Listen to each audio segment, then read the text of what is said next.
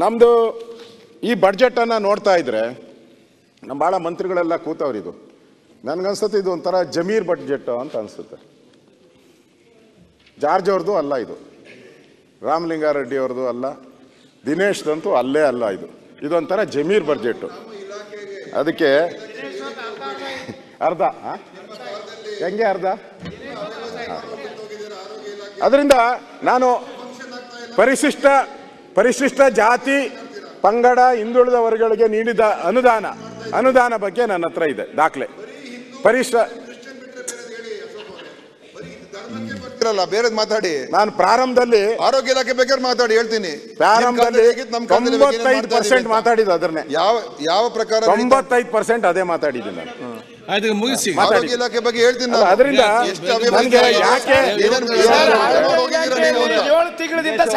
ಪರಿಶಿಷ್ಟ ಜಾತಿ ಮತ್ತು ಸಮಾಜ ಕಲ್ಯಾಣ 3817 ಕೋಟಿ 2022-23 ಬಡ್ಜೆಟ್ ಅಲ್ಲಿ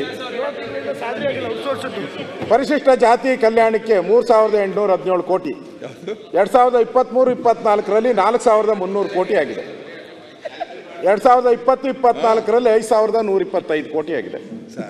ಇವೆಲ್ಲದಕ್ಕೂ ಹೋಲಿಸಿದ್ರೆ 134% ಜಾಸ್ತಿ ಆಗಿದೆ.